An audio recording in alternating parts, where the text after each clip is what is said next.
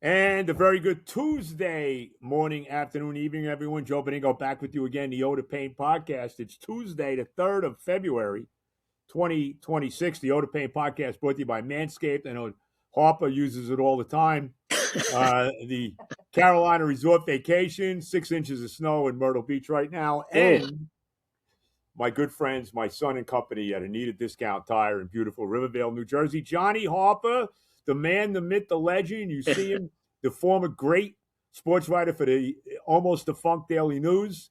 The pretty much the great. You see him on Sports Night. He writes a column for SNY.com. .tv. Oh, is that what it is? SNY.tv. Yeah, okay, yeah. Let me get it right. SNY.tv. And I love him. Johnny, how are you, bro? I'm good, Joe. I'm good. Surviving the winter. I'm going to spring training in 10 days. Can't wait. Oh, are you? Where are you going? Going both places? Tampa and St. Lucie? No, probably just Port St. Lucie. All right. Yeah. All right. Well, the weather's got to be better in 10 days than it was this week in Florida. That's for sure. Yeah, it's cold down there too, but hopefully it'll be very good by then. Yeah. Yeah, it should be by then. Well, when you go there, make sure you tell Stearns that Benigno sends his love. Please tell him. Will you tell him that? I'm sure he'll be happy to hear that. I'm sure. Tell him I got a Pete Alonso jersey if he wants it. Maybe he can put it in his closet next to his Aaron Judge jersey. Maybe he can do that.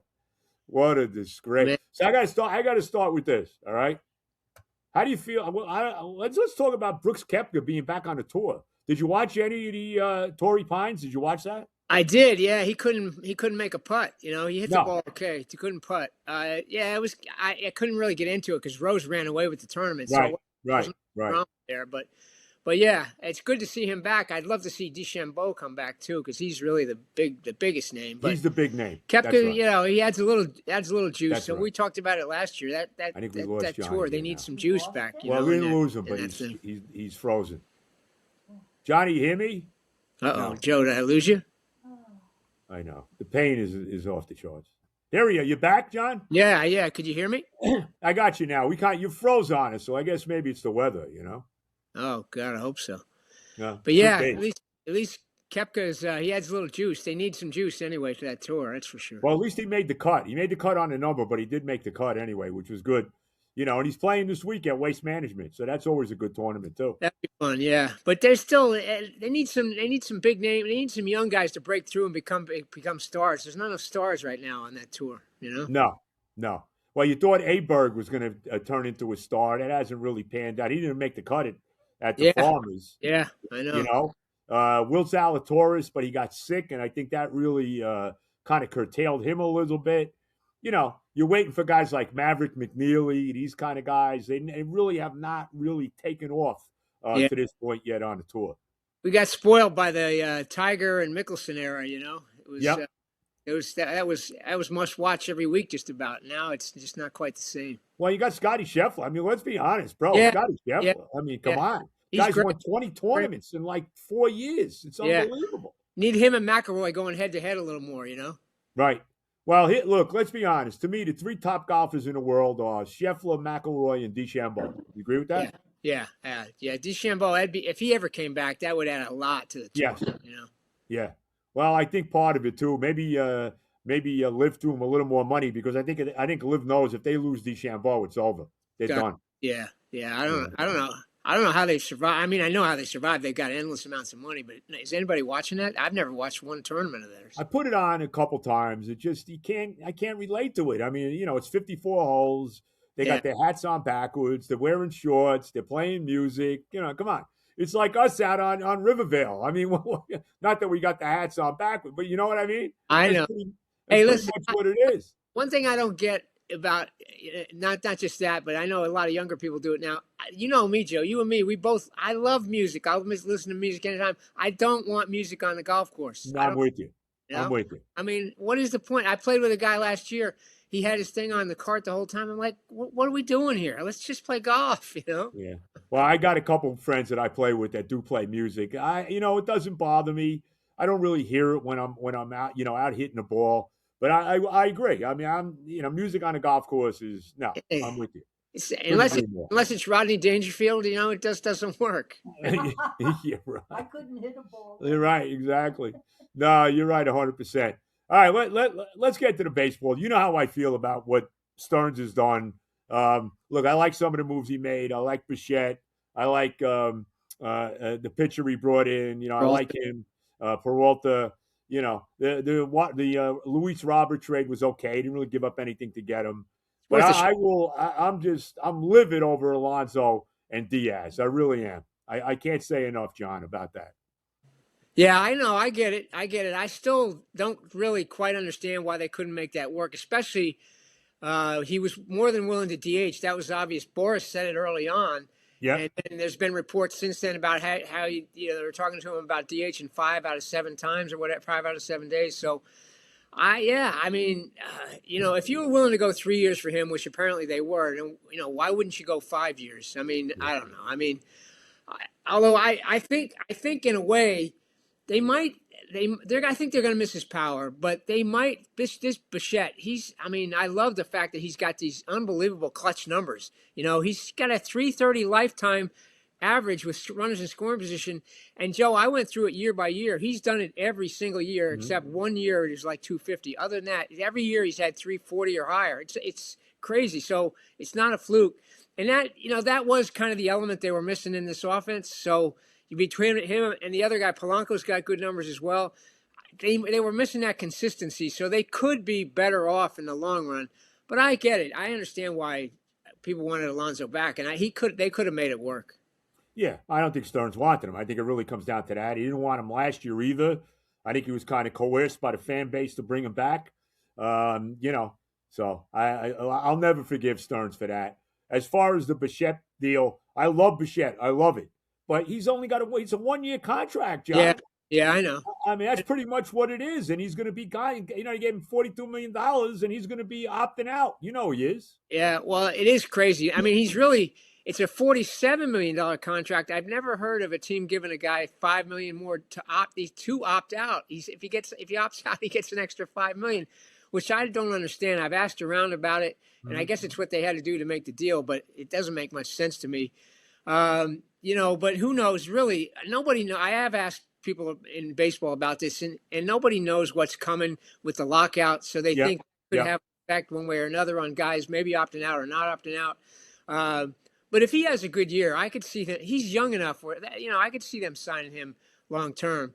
But short-term deals are the way he wants to go, obviously, and try and stay young with this team, which I don't have a problem with. As long as you have Cohen's money, you can do it every year if you want to do it this way. It's going to cost you, but I don't know. We'll see. I think they needed to do something like this though to feel like they can have a legit shot. Between that and Peralta, I think they have a legit shot to obviously get to the postseason. Then you never know from there. Are they going to sign Peralta? Because he's a 1-year deal right now too. I mean, what are they going to do with him? Are they going to sign him? I mean, what's happening with that? I would think they're going to see how he fits in New York. Because listen, New York's always a factor. Some guys fit in better than others, but I think the other part of that is maybe they're going to want to see how this Tarek Skubal thing plays out. If they're going to end up giving him, $300, $400 million or whatever, then maybe they're not going to sign a Peralta. I mean, I know you'd want Skubal over Peralta, no doubt about that. So I guess, you got to wait and see. Maybe they end up signing them both, but they just putting Peralta on top for now, and they have young pitching coming. So I think it takes some pressure off McLean and puts this rotation in a good spot because you're going to get a bounce back from at least a couple of these guys. Maybe not all of them, Senga, Minaya, and Peterson. I would think you're going to get a bounce back from at least a couple of them. Yeah, well, we'll see. I mean, I got very little confidence in them. Look, the pitching staff definitely is going to be better if for no other reason. You got Peralta and McLean for a full year, assuming McLean continues the path he's on. But my big concern, this, John, is the bullpen.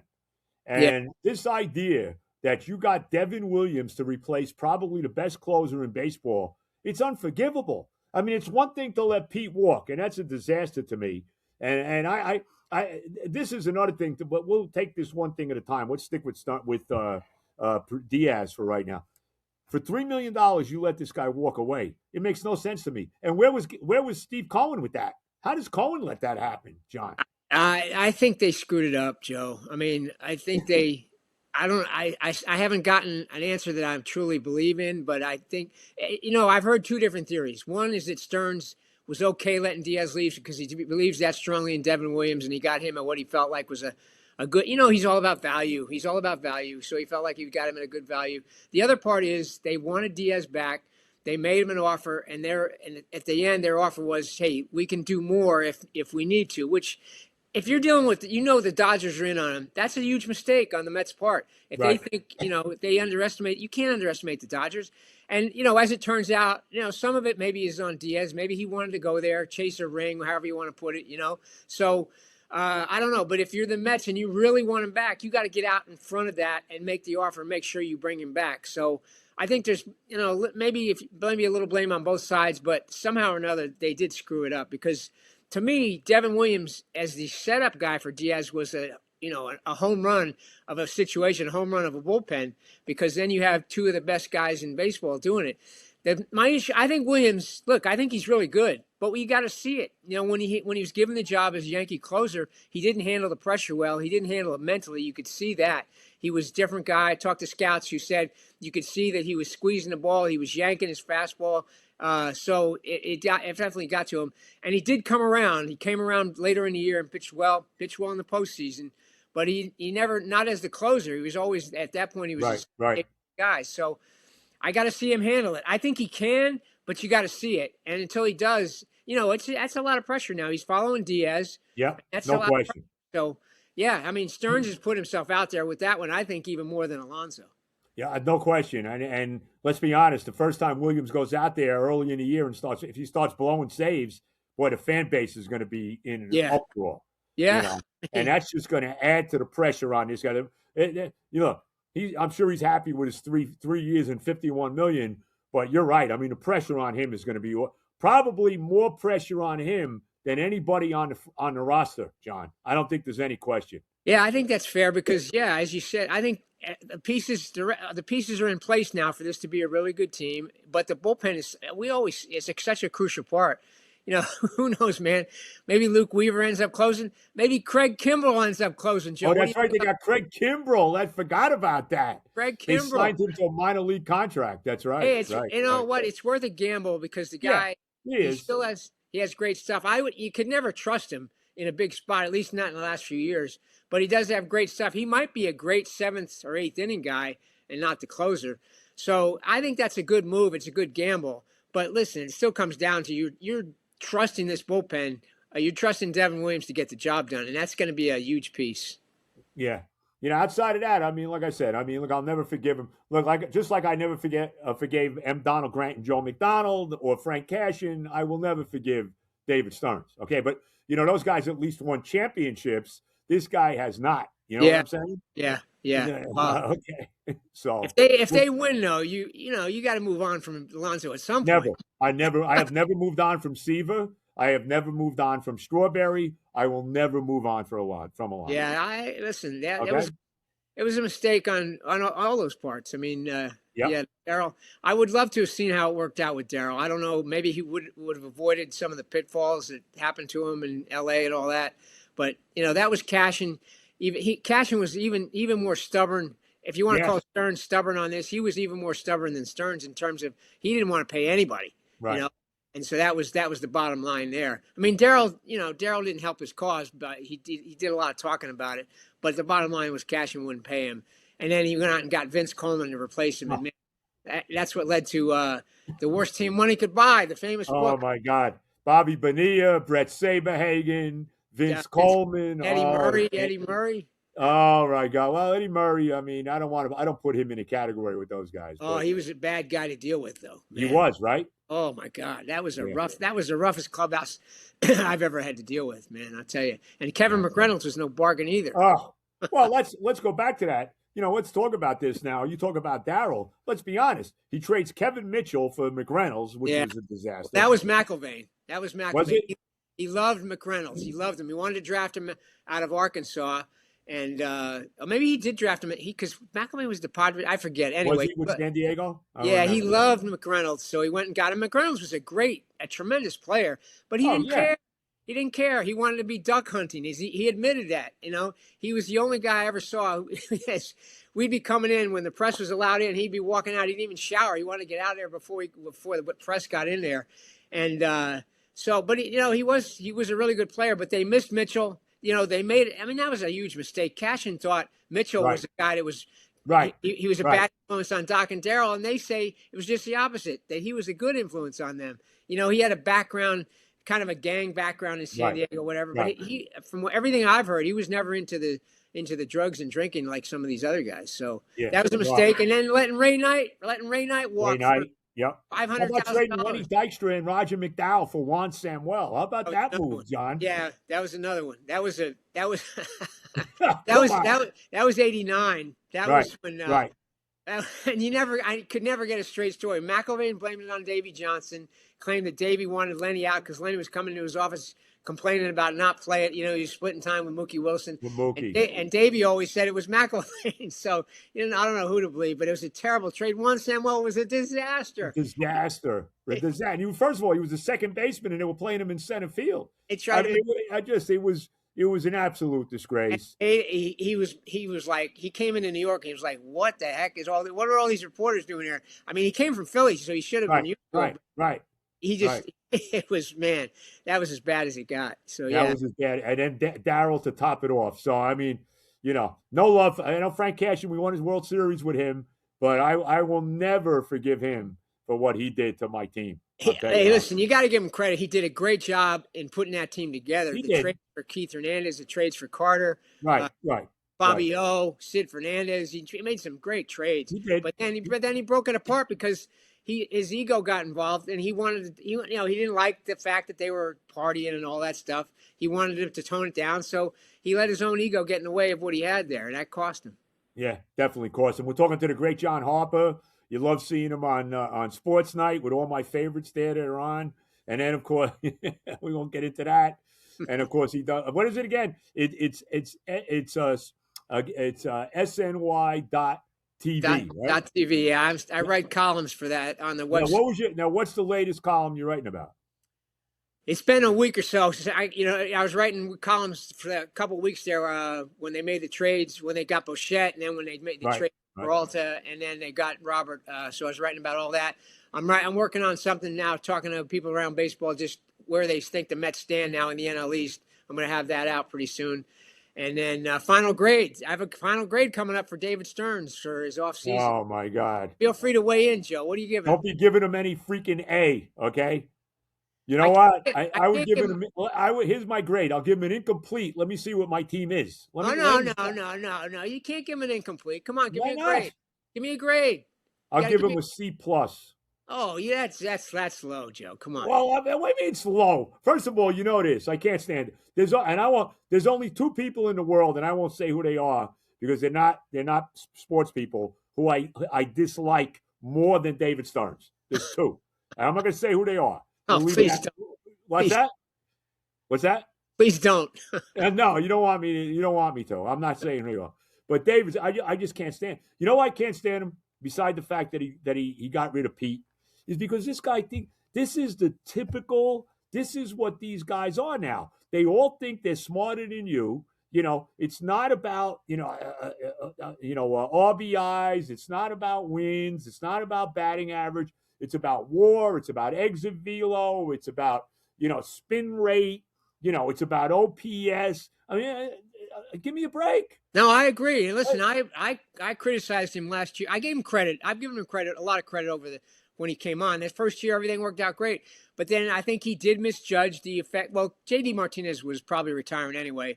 But even Iglesias, now we're hearing all this about how they missed the intangibles, the energy that those guys brought. So you do have to factor that in. And now you're hearing it. Whatever was going on in that clubhouse, it wasn't the same as the year before. So if you're a GM, you got to take that into consideration. And maybe he has this year. You're hearing a lot of good things about Semien. I've heard a lot of great things about Bichette. And those two are really tight from playing together in Toronto the one year. So, but you're right. I mean, it can't be all about the numbers. It can't be just all about the analytics. But here's the bottom line here. If you you can't put Alonso and Diaz. It falls into what he did this winter. But other than that, if you look at what he did, the guys he brought in, that's pretty much what you would have wanted this winter, isn't it? Look, here's the thing, too. Okay. He talked about run prevention. So you got a first baseman that's never played there. You got a third baseman that's never played there. Okay. I don't know who the left field is going to be. Is it going to be the kid Bench?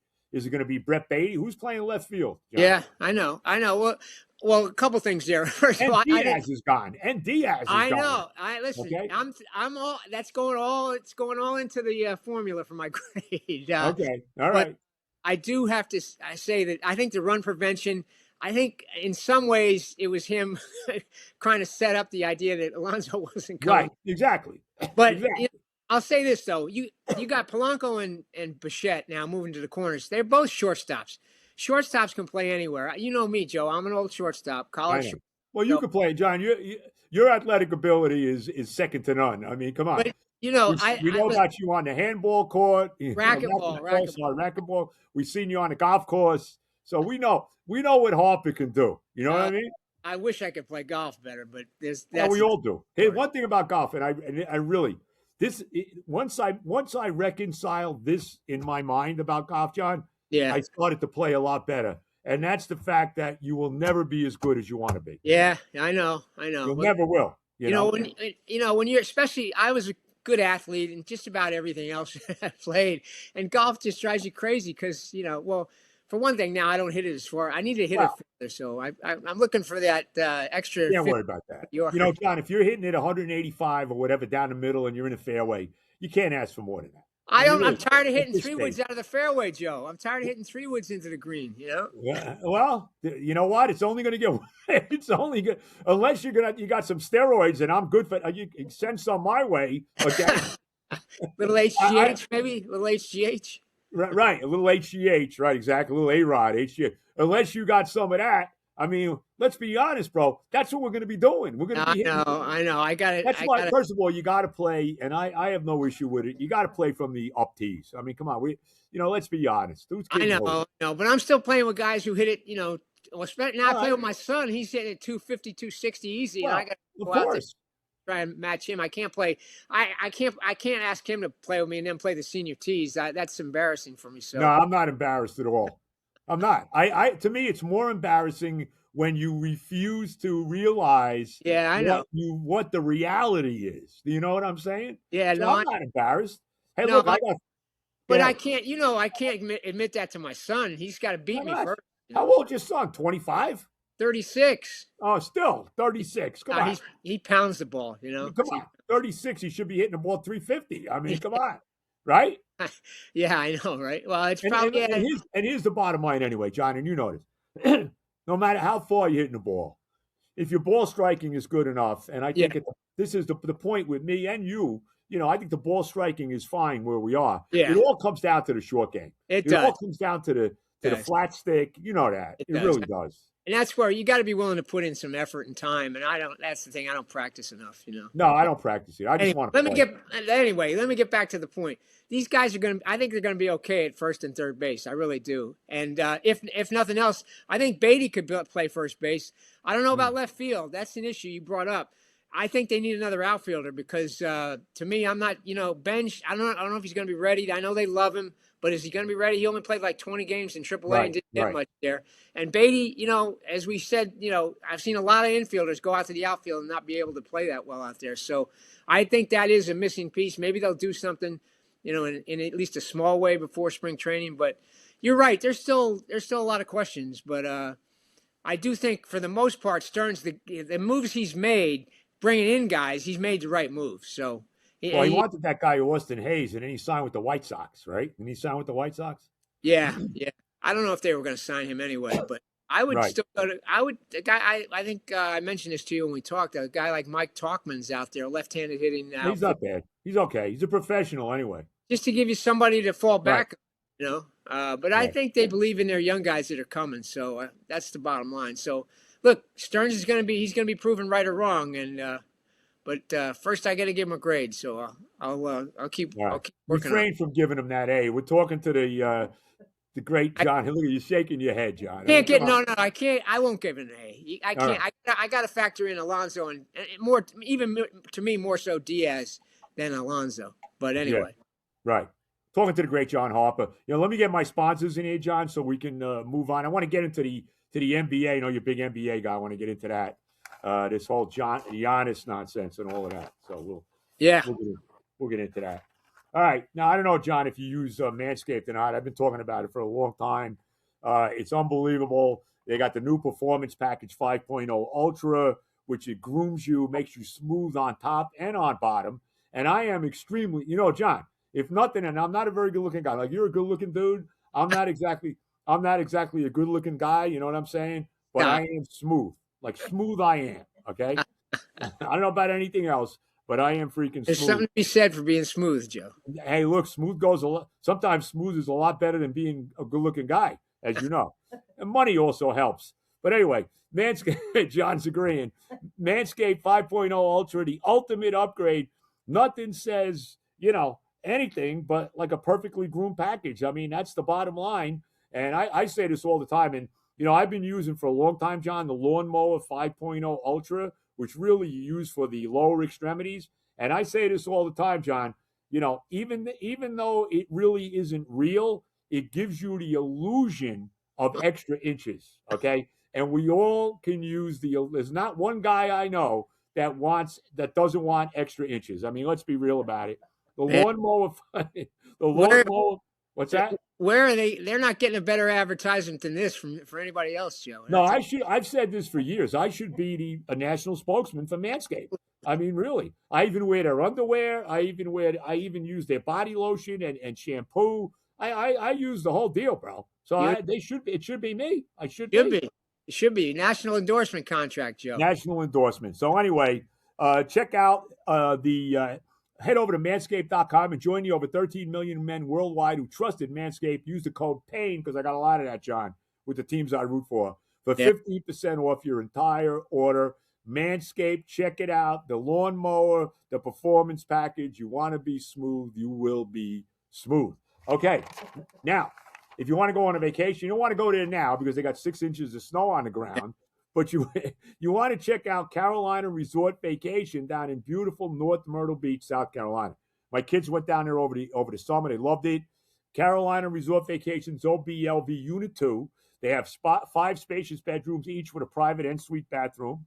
They have a fully stocked kitchen ready for family meals or group cooking nights. Arcade-style gaming table with 150-plus classic games. Smart TVs in every room, entertainment for everyone. Steps from the beach, minutes from the Barefoot Landing, mini golf, Ripley's Aquarium, the Myrtle Beach Boardwalk, and John, of course, all the great golf courses that are down there in Myrtle Beach. Forget about it. The unit. I gotta get down there. I gotta get down there, Joe. I mean, I got some friends. We really do. We really got to do it. I'm down. The unit is fresh. You could speak in a second, John. You know I love you. The unit is freshly renovated, spotless, and spacious, perfect for family trips, group getaways, or relaxing retreat by the ocean. Whether you're soaking up the sun, exploring the local attractions, or enjoying time together, OBLV Unit 2, Carolina Resort Vacation, makes every trip unforgettable. North Myrtle Beach, South Carolina, comfort style location all in one, 843-249-6509, CarolinaResortRealty.com. Check it out. Tell them Benigno sent you. Go ahead, John. What do you want to say now? Oh, I got to get down there. I've never been, but I've got I got friends down there who keep asking me to come down. So I think this summer I might try and get down there. Well, my kids went down there last year. The gentleman we do the spot for invited us down. My family went down. I didn't go. My wife and I didn't go, but they went. They loved it. So I got to get down there maybe this summer to play golf down there for sure. And last but not least, my son and his great boss, Harry, at Anita Discount Tire in beautiful Rivervale, New Jersey. Johnny and I played golf there this past summer. We actually did get full 18 in the second time, but we won't get it. We got rained out when there was no rain, but as you know. But anyway, check out Anita Discount Tire. If you need anything for your car, you need tires, you need your car inspected, Rivervale, New Jersey on Westwood Avenue. See Johnny and Harry. They will take care of you. All right. We're talking to the great John Harper. We really appreciate him giving us time. He's very busy. He does it all between his racquetball, between SNY, between writing his column and all of that. I want to get to the NBA. I want to talk about. I know you're a Net fan. What did this say? By the way, I see Dylan Harper University. Dylan there Harper. You need Harper. You need that Pete. By the way, speaking of Pete Maravich, just hold on a second.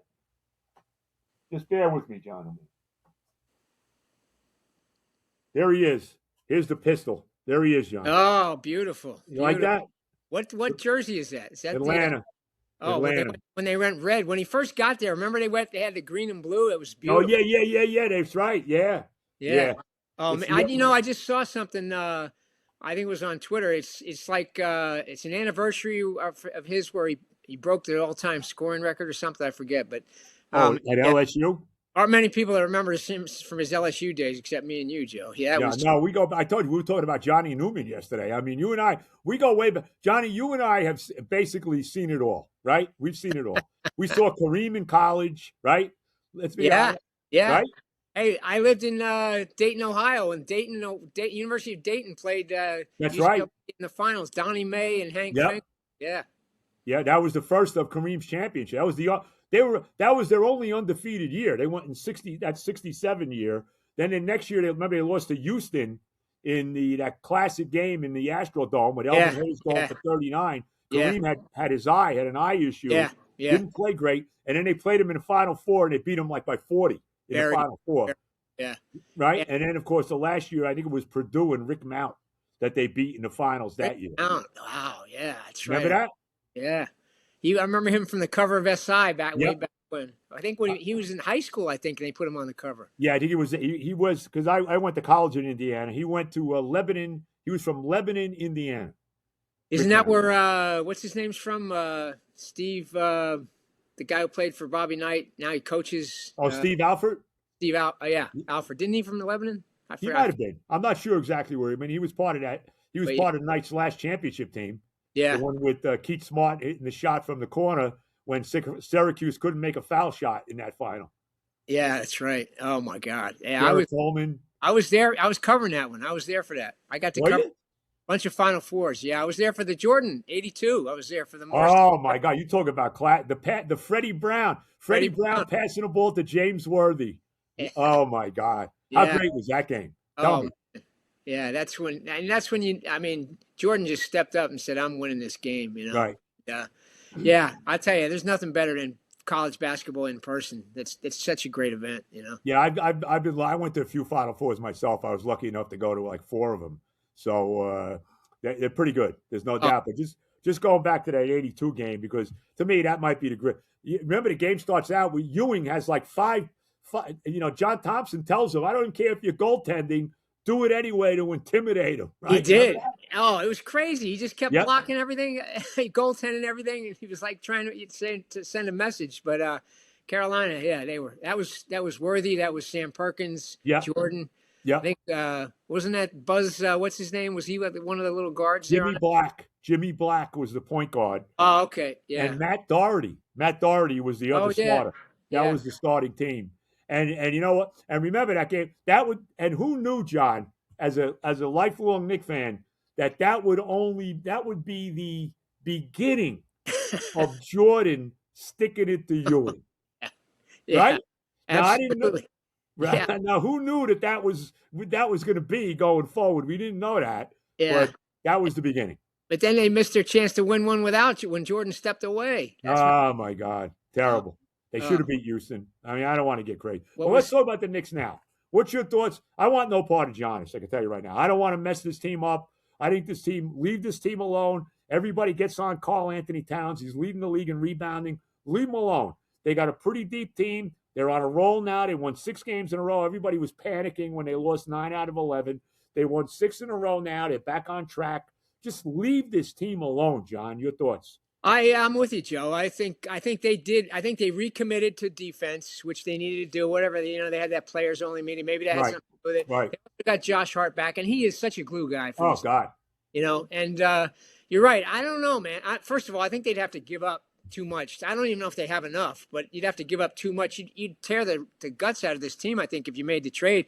And Giannis he's got all these calf injuries lately. So I mean, what that could always lead to an Achilles. So you got to be a little worried about that. He's not a spring chicken anymore, or whatever the expression is. That's what it is. Neither are we, but he's a little younger than us, but nevertheless. And so listen, I let this team take a run. Listen, what's his name? Towns, he can be frustrating because he can look so awkward at times, but he plays hard, man. I think he plays hard. I think he cares. And I think if you put him in the right position offensively, he'll make plays. I think they are figuring it out a little more. Listen, OG has become a dead-eye shooter more so Tremendous than player.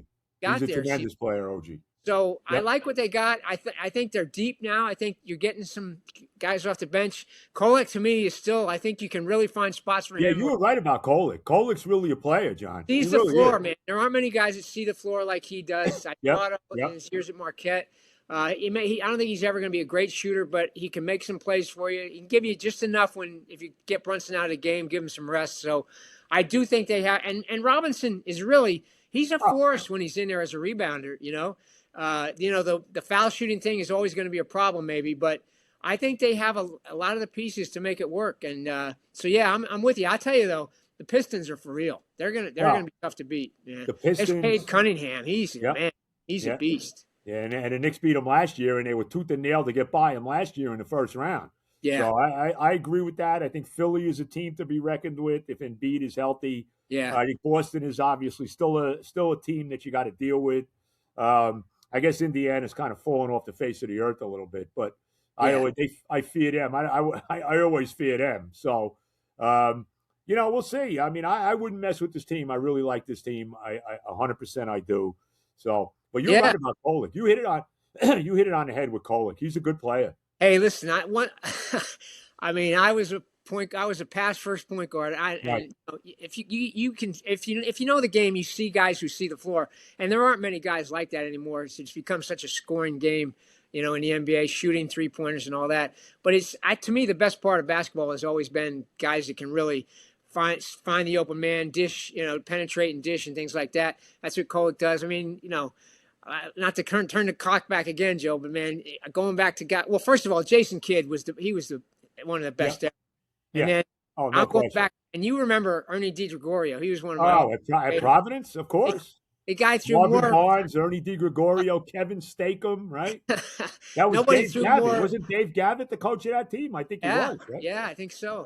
And nobody threw more full court behind the back passes than Ernie D.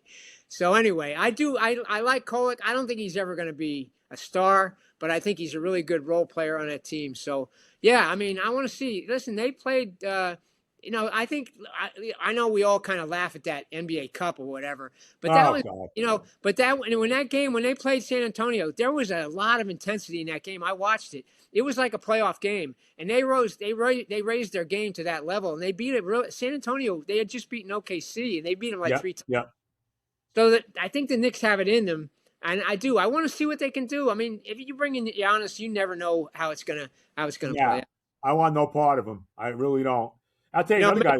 Maybe if it doesn't work, and then if he's still out there in the off season, maybe you do it then. But not right now.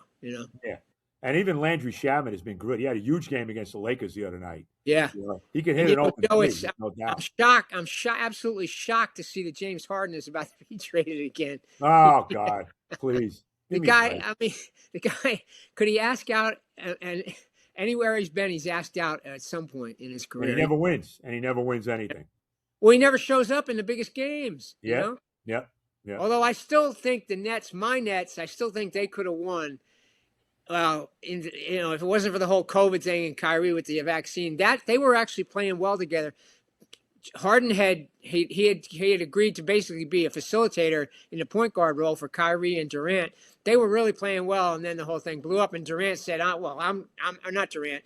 Harden said, I'm out of here because Kyrie wouldn't get the vaccine, all that stuff. So it was just a mess. That team, I think they would have won a championship. It wasn't for all that. Well, he also shouldn't have got rid of Kenny Atkinson. I mean, they kind of hosed him. Well, yeah. That's because they let Durant and Kyrie call a shot, bring in Steve Nash, who, didn't really know how to coach. And I don't think he's getting another job.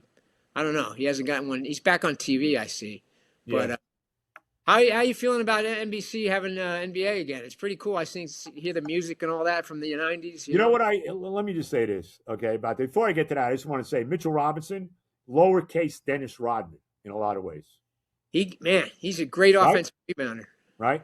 Yeah. It's not Dennis Rodman, who was probably the best that there ever was. Yeah. Defense and rebounding, he probably is, but he's a lowercase, to that. Yeah, I think that's a good point. It's just that you can't have him in there down the stretch in close game because of the foul shooting thing. Right. The hacker Mitch. Yep.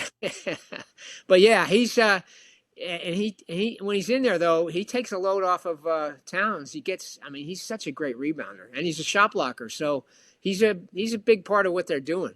Yeah, no, he's a key piece to it. There's no doubt. We're talking to the great John Harper. Getting back to the Nets. Let me. Well, first of all, you asked me about NBC. Let me say this: back in the heyday of NBC was the '90s, right? Marv doing the games, right? Yeah. Jordan killing us, So, I have a lot of bad memories there. Reggie Miller, all of that. Although I got to tell you, I like Reggie, and I've come to look at Michael Jordan a lot differently than when he was killing me as a Chicago Bull. I will say. Yeah. Well, he's the all-time killer for me. I mean, I know there's always this discussion about him and LeBron. I mean, LeBron is, obviously one of the most talented players ever, but Jordan was just a stone cold killer in the fourth quarter. So I would always take Jordan over LeBron. Yeah, I would take Jordan over LeBron. You could even make a case of taking Kobe over LeBron. Kobe, and I'll tell you what, I'll take Bird over LeBron. Who's that? Larry Bird, man. Oh, yeah, Bird and Magic? Both of them. Oh, my God. Right? Larry Bird. I see this stuff all the time. I know you're not on Twitter, but there's always these feeds now on Twitter about guys reacting to how the first seeing Larry Bird for the first time. They can't believe the passing, how good he was. Oh, God, he was we you know what, John? Like I said, we're very lucky because you and I have seen it all. Yeah, we really have. We've seen the evolution of sports in this country. I always talk about that. Before it was always a business, but before it got out of hand, being about money more than anything. But that was that was the heyday of the NBA too. The Lakers, Celtics, the '80s. We always talk about it. It's still, McHale clotheslines Kurt Rambis and doesn't even get thrown out of the game. Right. He'd be suspended for life now. But it was just, to me, it was a better game. I still like the game, but it's too much about the 3-point shooting now for me. It's a different game now. I still enjoy it. I actually enjoy the college game a little more just because there's a little more, feel like there's a little more ball movement and stuff like that. But the NBA in the 80s and 90s, I know it did get bogged down into the whole, became maybe too physical in some ways, but I'd still rather see that than oh God. Give me the 75, 72 Miami Heat games. Right? Yeah, they were wars, man. They were wars. When you could actually play defense, John. Yeah, I know. The days when you couldn't go down the lane for a layup, you were going to pay for it. You know what I mean? Right? The Jordan rules with the bad boy Pistons. How about that? Right? Yeah. Oh, my God. Oh, right? That's one of the classics when Lambeer took Bird down in a full tackle as he was going up, and Bird gets up and he fires the ball at him. Things that went on back then, and guys didn't even get thrown out of games. Then it was so great. Remember Bird and Dr. J throwing punches? Oh yeah. And Dr. J, Bird was an all-time trash talker, which back then you didn't really know at the time. But since then all that's come out. Yeah, Dr. J he never got mad at anybody. Next thing you know, he's hauling off and going after Bird on the court. No, that stuff was just great stuff. There's no question about it. Even the 90s, like you said, even though we could never beat Jordan, the rivalry with them, with the Pacers, with the Heat, and there was nothing like it. It was a different world, John, Yeah.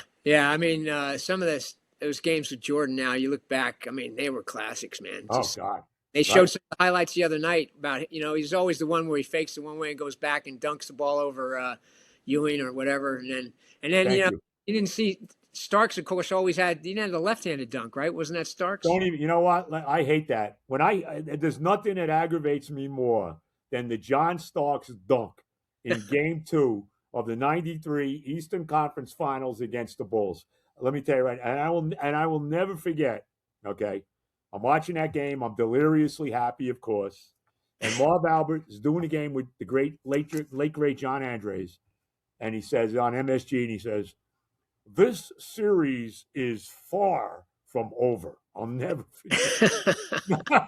No, Marv said that, and I'm like, and then remember the massacre, the Memorial Day massacre in Chicago. Jordan scored 54, right? Yeah.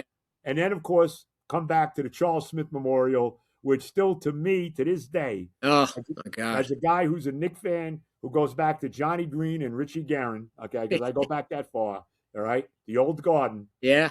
There was no worse loss than that. That night, I'm telling you, man, I don't know what the right word is for how I felt after that game. Maybe for all the teams I root for, okay? And the Mets, the Jets, the Mets, Mike Socia in '88, Yeah. the Jets. I mean, there's a million of those. Whatever you want to hit me with, the Mud Bowl, the game in Cleveland in '86, whatever. There was no worse loss than that Charles Smith Memorial, because I thought that was our year. They won 60 games. They were 60-22. They had won, I think, 35 straight games at the Garden, John, Wow. including the playoff. They won, I think it was like 35.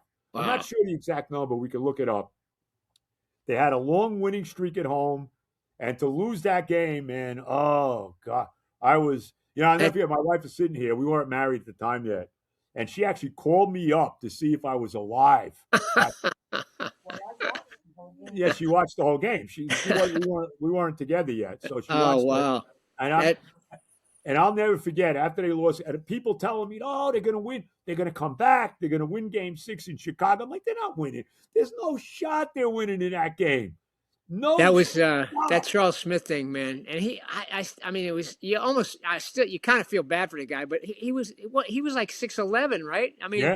And he couldn't get the ball. Well, first of all, John, he got fouled at least once, right? Yeah, I know. But you got to take it up there and dunk it at some point. Yep. I mean, just smash it. I got just a quick story on Charles Smith. So later on, when I was, I wasn't doing radio yet at that point. A few years later, when I was doing radio, I was at I used to go a lot of net games too, at the old Brendan Byrne, whatever you want to call it. Yeah. And they were playing. He was on San Antonio at that point, Smith. I went into the locker room after the game, and I asked him if he would come on. I was doing the overnights, and I asked him if he would come on the show. He came on. Bro, he came on. We talked about the whole thing. Really? He could have been a nicer guy, I got to tell you. Yeah, that's what I've always heard. He's a nice guy. That's why I kind of felt bad for him. It was right. I mean, if he was getting pounded by guys, if he was 6'3" or something, you could see it. But he's 6'11" or whatever he was. I know. That was the most painful loss. Worse than Mike Socia in '88. Worse than ever the Jet disasters over the years. That was the worst of all time. No doubt. Yeah. Well, the Socia, that was pretty bad. I was there for that. Were you at that game? Oh yeah. Yeah. Well, that was Davey's fault. Davey should have pulled Doc. Yeah. He tried to keep Doc in there for the complete game. He should have pulled him and put Myers in the game. But in those days, it wasn't as common as it is now. Doc was. I know because I've done stories on over the years. I think he was like at 115 pitches or something like that.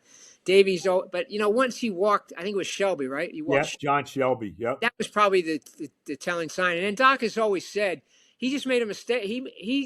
Because I asked Doc about this too. We've had him on our baseball show a couple times, and he said he felt like he still had a lot in the tank, but he made a mistake. Socia was not a home run hitter. He had like 3 home runs. He just wanted to groove one to get ahead in the count, and he just kind of waffled one in there, and Socia was sitting on it and just got he jumped on it and jumped him, and Gooden says he just made a huge mistake underestimating that situation, and he takes the blame for it. But looking back, you had Randy Myers, I was Myers here in the bullpen. You bring him in, it's probably over. But that series, there were so many ways that to me, well, the game 2 was the game that changed the whole series when the David Cohn, the ghostwritten column. Were you part of that now? Hold on now. I'm glad you brought that up. Okay? No, that was Clappish. Was that Clappish in the Daily News? It was in the Daily News when the Daily News was. Yeah, I was at the Post. I was at the Post, and so that in those days, you probably remember. Every year, everybody did those ghost column things. These players got a little extra money, which at that time they kind of. He needed. So I was doing Wally Backman, a ghost-written column. I was writing his ghost-written column. Clappish is writing one from Cohn. And, Clappish, he wrote, Cohn got a little excited after game 1 and said some things about Jay Howell. And Clappish should have probably cleaned it up, but he was in a hurry he was on deadline. He had his own story to write. He just wrote it as Cohn said it. And the next thing you know, next day, Tommy Lasorda had the story at everybody's the Dodgers locker, and these guys are screaming at Cohn before the game even started. And Cohn he admits now he was totally blown away the action he was affected by. Because remember, he came back, and I always give him huge credit for this. Game 6 in L.A. pitched He great. came back right? in Game 6. They're down 3-2, and he comes back in the same state, and he shuts them down for I think 7 innings or so. So, huge credit for that. But I think they were going to sweep them if they win Game 2. And Cone was so good that year. And if that thing didn't happen, I think he probably wins Game 2 and they go ahead and sweep them because the Dodgers weren't that good, but they just caught fire and they had Hershiser. But the Mets also beat them like 10 out of 11 times in the regular season too. Yeah, it was. It should have been an easy win for them, but a lot of things got in the way. Cone was 20-3 that year, and Cone should be in the Hall of Fame. He started the year in the bullpen too. Right. He should be in the Hall of Fame, John. Hey, I listen. To me, once you put guys like Mussina and even CeCe in, I have this discussion with guys over at SNY now. Eamon McEnany is a big Yankee fan, and they all say the same thing. I'd rather in a big game, I'd rather have Cone or Pettit than I would have Mussina or even CeCe in a big postseason game. So to me, if you put those guys in, I want Cone and Pettit both in now. Yeah. How about Guidry? Guidry's another one.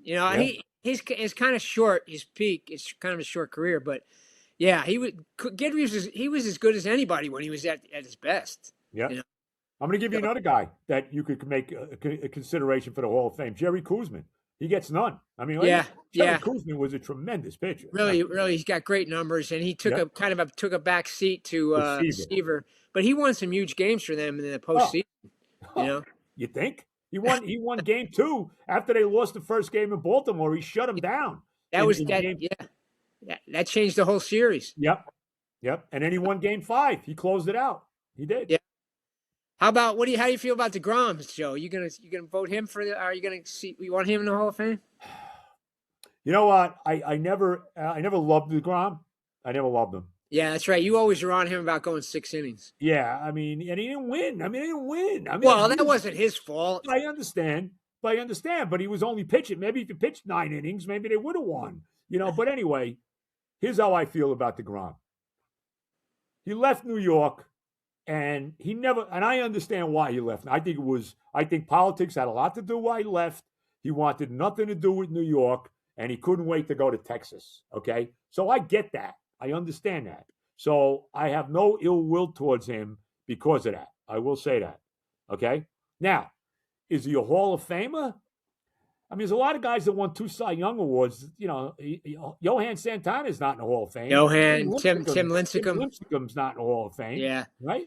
These guys won a couple Cy Young Awards. No, I think he has a chance, but he's going to have to finish with like another 2 or 3 strong years. He had a good year last year, Texas. He needs at least 2 or 3 more of those, and then I think he's got a pretty good chance because the voting is changing for pitchers now. You're starting to see it. Felix Hernandez might get in, and he had a pretty short career, but he was great at his peak. So I think there's a chance DeGrom gets in, but he needs 2 or 3 more really good years. I mean, I tell you, when he was at his best, though, man, there was nobody. He was tremendous. I'm not. No. But I wouldn't retire his number, John.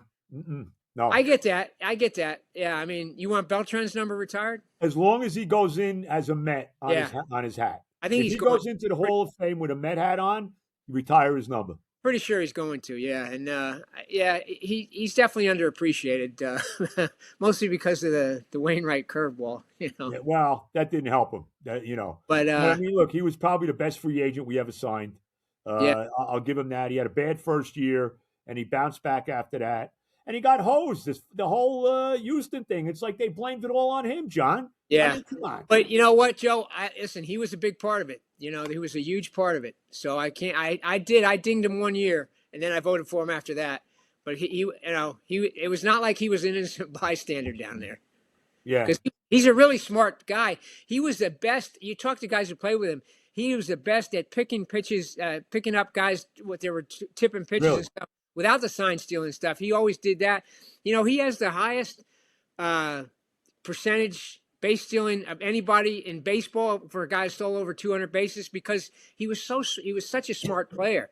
And that was a big part of it. So, but that bled into the Houston stuff. Him and Cora, both really smart guys, and they were the guys that set that whole thing up. So I think it was fair to ding him for a year. But I'm glad he got in. I really think he deserves it. Yeah, I'm happy he's in. But like I said, as long as he puts a Met hat on in the Hall of Fame, I think only Piazza and Seaver are in the Hall of Fame with Met hats.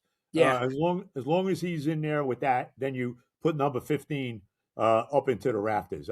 And let's be honest, though, he should have been the manager of this team. And I really think if Mendoza eventually gets cracked, if they have a bad year this year, Mendoza's getting fired. I mean, I there's think no so. doubt, I think so. right? Yeah, I yeah. think Beltran should be the next guy. He'd be an interesting guy because he's working for them again now. I So know, right? I think it could happen. And like I said, I never. It was a hard guy to get close to. I never really got very close to him. He was a little bit quiet, and he could be a little standoffish as a player.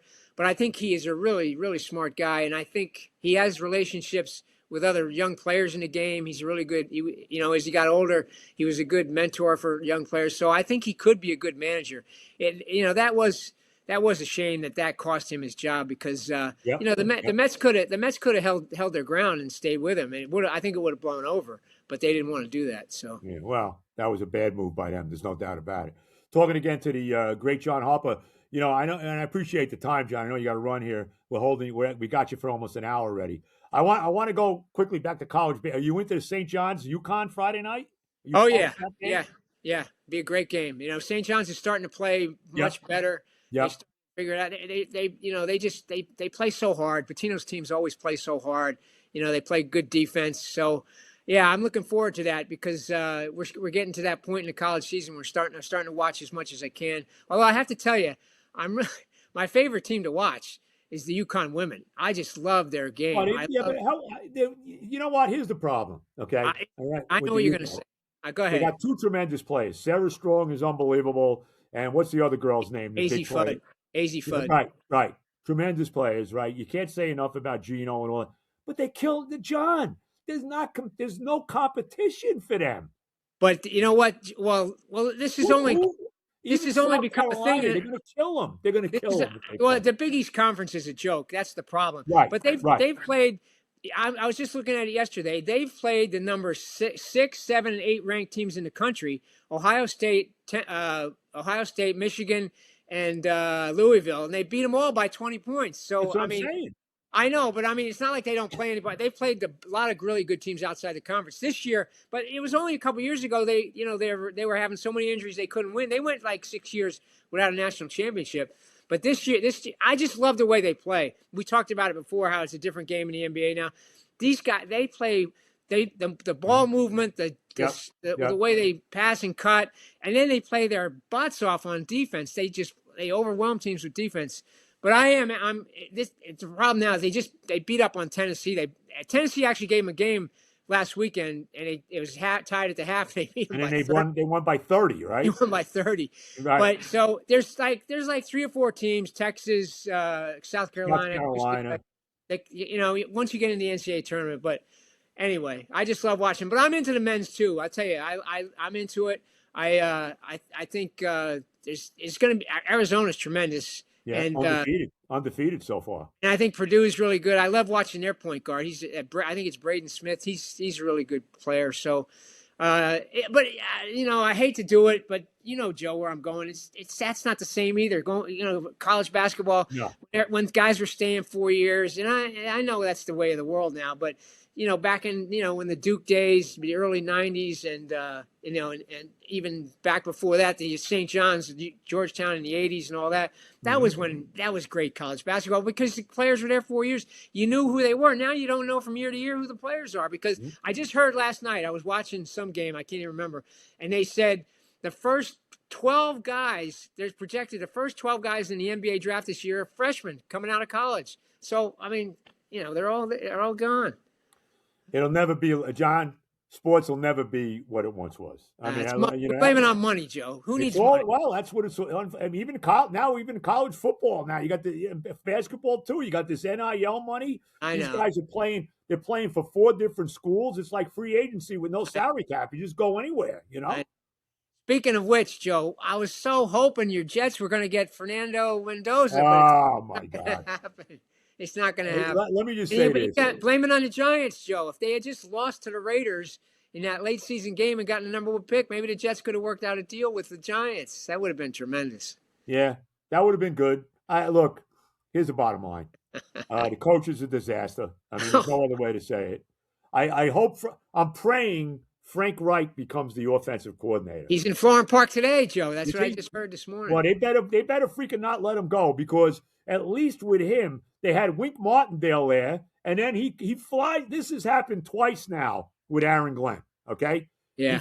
Aaron Rodgers flies in from California, wanting to play for the Jets, and freaking Glenn says, "Nah, we don't want you. Get the hell out of here." And he brings in Justin Fields. We saw how that worked out. I know. And then he did the same thing with Wink Martindale. Martindale came in thinking he was going to be the D coordinator. I'm like, oh, my God, this is great.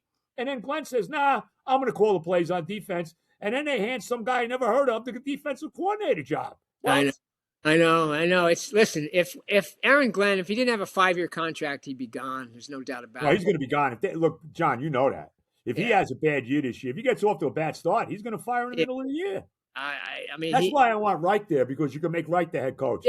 Yeah. I mean, I don't know. I hope for Glenn's sake they still can be a good coach, but he certainly didn't look the part last year. So I think part of it too was Woody's fired so many coaches that he probably said, I can't do it again. I got to give him another year, even though probably everybody around him was telling him to fire the guy, I would think. You know? Woody needs to talk to Benigno. Okay.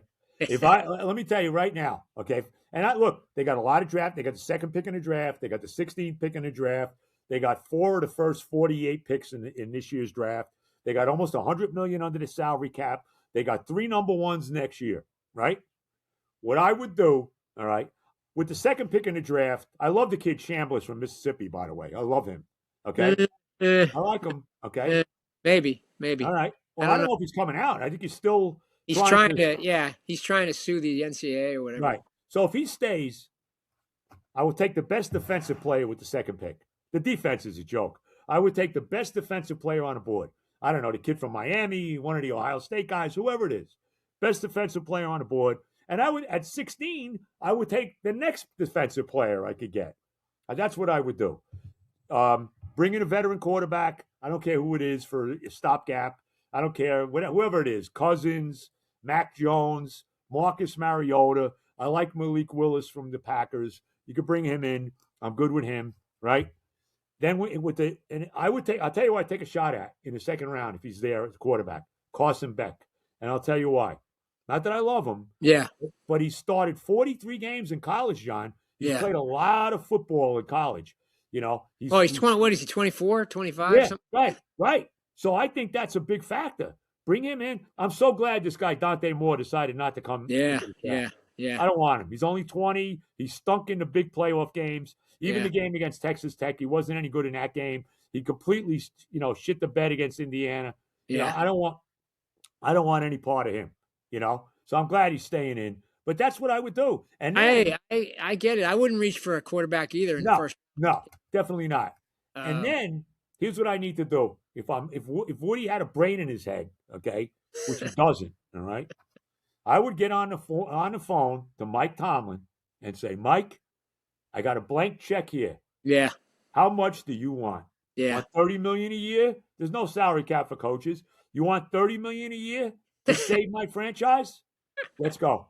You got full control of the team. Okay. You got 3 number 1 picks coming up in the following draft. Maybe we could get Arch Manning. Who knows? Yeah. Who knows? You never know. Yeah. I love Arch Manning, by the way. Yeah, he's so athletic. I didn't realize. Oh, he's going to be. Look, he's going to be good in the NFL. You know. Absolutely. Right. Yeah. And now another year at Texas and all of that. That's what I would do. Get Mike Tomlin. Well, it could happen next year, right? Yeah, because he's not going to coach this year, Tomlin. No, it doesn't seem like it. Yeah. So that's the way to go. I mean, he should throw everything he can to get Tomlin in there, and at that point, next year you probably could get a quarterback. But I wouldn't reach for one now. That's for sure. No, I would sign a veteran guy, and just because the defense wasn't even a professional defense by the end of the year, John. It wasn't.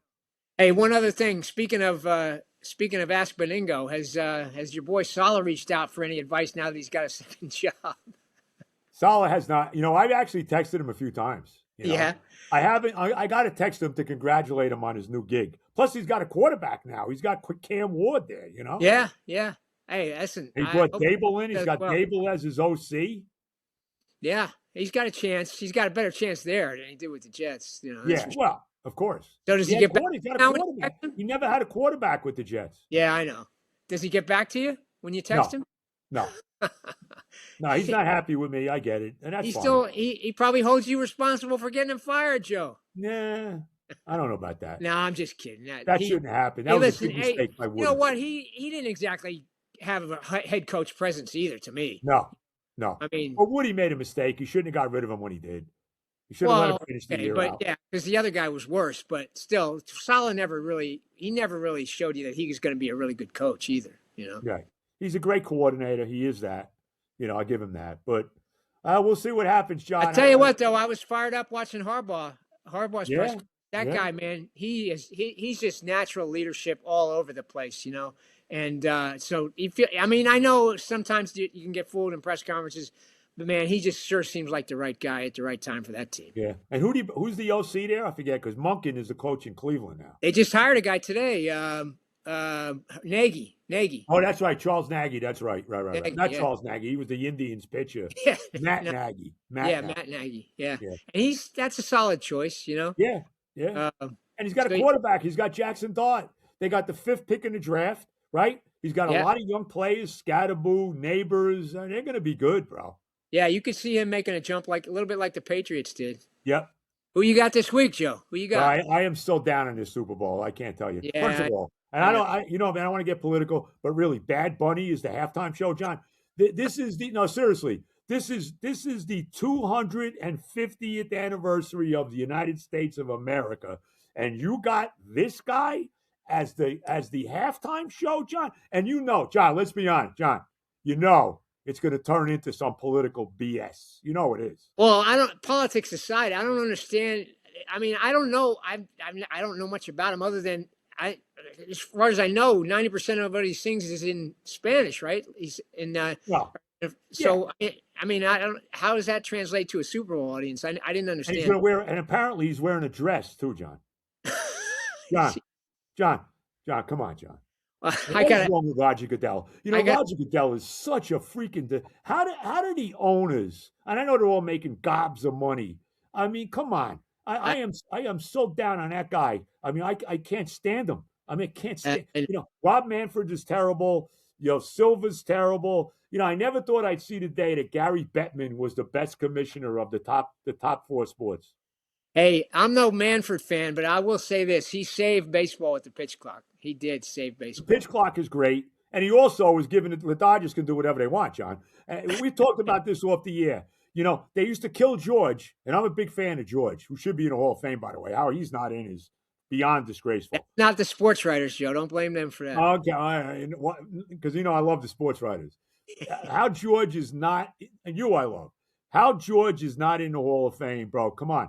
And if George was doing what the Dodgers are doing, they'd be killing him. He'd be getting killed for it. Yeah, he would be. But I agree, and I think they found a loophole with this deferred money, but it's not like they're doing anything illegal. So I blame it all. This Ohtani thing, he deferred so much money that it gave them so much room to play. And they're owned by this complex of billionaires, so they got more money a lot more money than Steve Cohen. So. But I do think, listen, signing Kyle Tucker for $60 million a year was the absolute last straw for a lockout, and was probably coming for lost time next season, because it's not owners versus players now. I mean, it is in terms of a salary cap, but it's also owners versus owners. These small market, they hate the Dodgers. So I think we're a major war in terms of a new bargaining agreement and salary cap and all that. So I'm ready, John. I am ready to buckle down for no baseball next year. I hate to think that way, but I don't know how else. I mean, it's gotten to the point where I don't know how else it's going to get settled.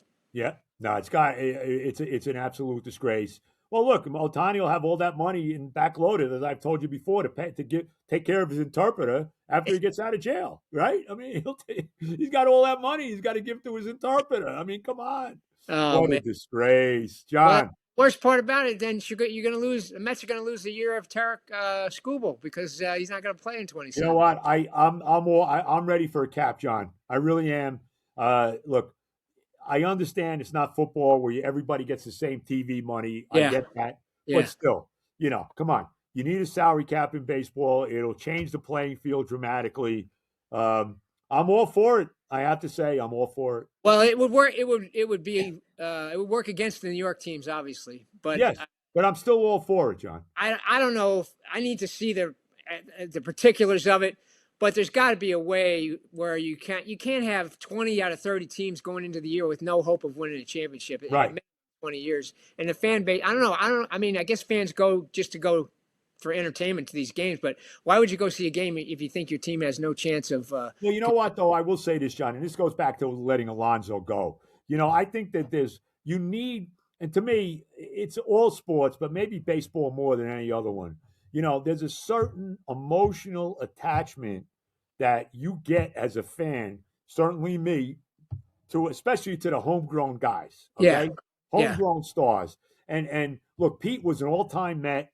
And I say this all the time, and we all know what the Wilpons were a disaster and all that. But I'll tell you right now, look, they would have never signed Juan Soto. We know that. But you know what? He would have signed Pete because I think at least the Wilpons would have understood what Pete meant to the franchise, similar to what they did with David Wright, even though unfortunately it didn't work out because he got hurt. Yeah, I think that's possible. And I get that, that connection. You love to see homegrown players come up and succeed. I think that is a big part of being a fan. So I understand that. But I think also at this point, the Mets, they haven't won in 40 years now. So I think winning has to be the priority, however you're going to do it. In terms 40 years without a championship. What a disgrace. John. Unbelievable. I mean, it's just unbelievable. A New York team in baseball with no salary cap. I mean, it's just, oh, my God. And with all this money that they got. Well, they should have won in 06. There's no doubt about that. Yeah, that was the year they should have won. There's no question. That was a tremendous team. I look back at that team. We had Beltran. We had Delgado. We had David Wright. We had Jose Reyes. The pitching wasn't great, though. The pitching wasn't great. Well, plus they lost El Duque, right, just before the... Yeah. And Pedro too got hurt. Pedro, yeah, and but still, Ali Perez started Game 7, John. So you need to know against the Cardinals. The Cardinals were, I think they were an 83-win team that year. They end up winning the whole thing. They beat the Tigers. I mean, that was the year, and even 15, they could have beat the Royals. They easily could have beat the Royals if what's his name, Familia doesn't throw the stupid quick pitch in the ninth inning of Game 1 and let's. The lefty hitter tie the game with the home run. I think they would have won that World Series. So a lot of pain for your team, Joe. I have nothing but pain, John. We talk about the teams. So the Mets are at 40 years. The Knicks are at, I'm losing count. I think it's 53. I think it's 53 for the Knicks. 53. The Jets are going on 58. And even the Rangers, right? 1994, they finally won a cup 32 years ago. And now the Rangers they're an unmitigated debacle is what they are, right? 94 seems like yesterday compared to... So these are the teams I root for, John. They never win. And the Patriots are in the Super Bowl again. Oh, I can't believe that. I just can't believe they're back in the... And I mean... I'm begging, please let Seattle win. I got no issue with Sam Darnold. Please let Seattle win. Everything fell into place for the Patriots, but you just saw how important in football, how important a coach is. Oh. I mean, imagine if Vrabel had come to the Jets. If that New England job hadn't been open, would he have gone to the Jets? I wonder. I mean, there was no way he was ever coming to the Jets. And as soon as Kraft saw him interview with the Jets, he got rid of Gerard Mayo in a nanosecond. I know, but if there had been, if Belichick was still in his prime and Vrabel was out there, I wonder if he would come to the Jets at that point. Speaking of Belichick, how did they not put him in the Hall of Fame the first ballot? Come on. Get that? Is that a penalty for the wife or for the girlfriend or whatever? It's a combination. I think it's the Deflate Gate and the other thing. What was the other thing? The video crap, whatever. Spygate, Deflate Gate. I guess. I mean, look, God bless him. He's got this young girlfriend, but the fact is that he's letting this girl run his life. This guy's lost his cookies with this. And John, she's not that great, John. I mean, let's be honest about her. She's okay. I mean, I understand she's 24, but I mean, come on. Well, some of with like Sydney Sweeney here. You know what I mean? Okay. I mean, she's not that great, John. Some of the stuff that went on at Carolina was embarrassing, man. Oh my God.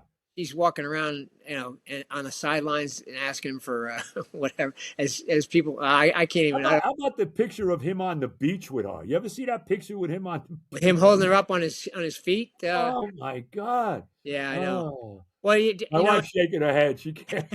She's like, and I saw today Kraft didn't get in either. Apparently, what's that? Kraft didn't get in either. Apparently. Oh, really? Well, he should be in too. The Hall of Fame. Yeah, he's not getting in either. So, I don't know. I mean, and Eli should be in too. Eli should be in. I know his record and all that, but he was a guy. Somehow he had a way of raising his game at the best, at the most opportune times in those big games. So I'll always give him credit for that. And let's be honest too.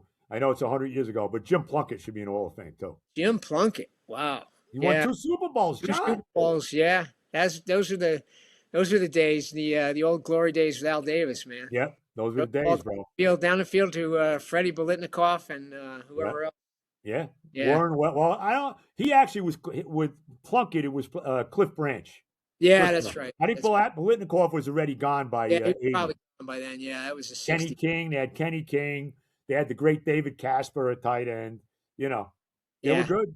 And Hayes at cornerback with the Stickum. Was he there then? How's he not in Hall of Fame, Lester Hayes? Yeah, he didn't get in either, right? No, wait, Mike Haynes is in, who played opposite him, but Lester Hayes is not in? Come on. Yeah, that's right. Yeah. There's a lot of bias toward the Raiders. Yeah. A lot of negativity. That's true, yeah. Have you watched, I was going to ask you something now. I can't remember what it was. There's a documentary I just watched. It was really good. On the 49ers? There's one on the 49ers. Well, I watched the Elway one. The Elway one was good. That's a good one. And I didn't see that. What the heck was it? Oh, it was on the other night. I put it on. Football. I can't remember, but I watched something, and I watched Elway. Now I can't even remember what I watched. But Elway's right there as far as the greatest quarterback of all time. I mean, he's right there to me. Man, yeah, he was fun. I can't. That's driving me crazy now. That's the problem with getting old, Joe. I know. I'll remember it and I'll text you. Well, I don't text you. Do me a favor. See this? There's a thing that was on the American Movie Channel last night with the 49ers too. Oh yeah. During the heyday. Oh, tremendous. The whole Montana Steve Young thing, Bill Walsh, Eddie DeBartolo, all of that. Oh, wow. Yeah, I got to watch that. It was good. Yeah. No love between Joe Montana and Steve Young. I interviewed Joe Montana once. I had him in studio. He looked like he was like, you would never believe this was one of the greatest quarterbacks of all time. I had him in studio. He couldn't have been nicer. And I brought up Steve Young. Didn't want to talk about him. Hates him. Wow. Hates him. He said, Steve Young tried to stab me in the back so many times. Wow. He was unbelievable. Yeah. Young seems like, everybody's, Young seems like a good guy. Who knows, but. You don't know. Yeah, that's true. Boy, that's going to drive me crazy, Joe. Can't remember. Well, make sure you try to fit, and you sure it was football, right? I know. I don't remember. That's the thing. It was because I made a point of why did I make a point of watching it? Now I can't. Maybe I don't know. I'll remember. Try to remember. Send me a text on it. Can't wait to play golf with you, bro. Yeah, oh man, I still got a foot of snow out here in my yard. Well, we do too. So and when we play golf, I'm gonna bring a tape measure to see exactly how far you hit, if you're getting the 200 yards yet. Okay, because I'm not unless I get caught pat assistant, Sean. I'm not hitting the 200. Oh man, I know. I'm pretty good off the tee. Yeah, absolutely. You and Terry both in the fairway. Yeah, no, she's good. Tell her. See, she's sitting right here because she thinks she's the worst. She thinks she's the worst golfer that ever lived. My wife, No, she's good. Much better than she gives herself credit for. Yeah. No, that was fun. We'll do that again. Yep. All right, Johnny, I'll let you go. We've got you over an hour. I appreciate it. I love you. John Harper, one of the all-time greats, my good buddy, one of the few baseball writers I actually love. Not a lot of them. I don't mention names. You know who they are. I love John. I really do.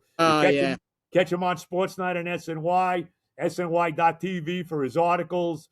You can go back to the archives to catch him when he was at the once great Daily News, and we can go. It's been 8 years. It's been 8 years, Joe. I can't believe 8 years since the Daily News. Yes. How's my guy? Is Raceman still doing the columns? I think he still does a Sunday column. Yeah, he does, right? Yeah, I think I so. got to get in touch with him. I love Bob. Yeah, He you had a should lot have of him fun on. doing You should have him on. SNY. He'll tell some good stories. Oh yeah, you know what? I should, right? Yeah, Yeah, yeah, Bob's got a lot of good stuff. Those were the days when we used to do SNY together, me and Bob. yeah. Daily News Live. Daily Yep. News Live, Joe. Oh my, how good was that? That was good stuff, bro. John, I love you. Thank you so much for giving me the time, and we'll see you on Sports Night. All right. All right, anytime, Joe. Great talking to you. All right, bro. God See ya. bless. Be All well. right. See you. All right, Joe Benigno, the Oda Payne Podcast. I want to thank John Harper. Everybody have a great week. All the love. God bless America. And we will talk to you on Friday. All right, bro. All right, baby. See you.